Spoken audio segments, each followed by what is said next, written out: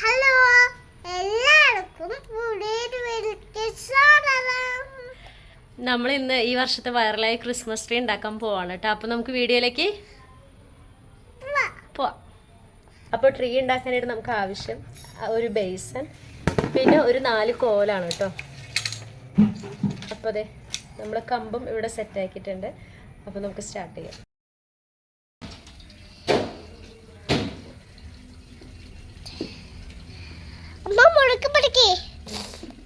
അങ്ങനെ പഠിക്കുന്ന എല്ലാം മതി അതിൽ വെച്ച് കെട്ട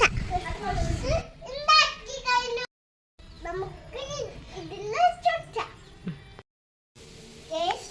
ക്രിസ്മസ് ട്രീ റെഡി ആയി കഴിഞ്ഞു.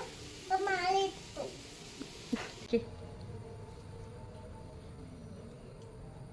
ഇതിന്റെ വറുപ്പ് കഴിഞ്ഞു.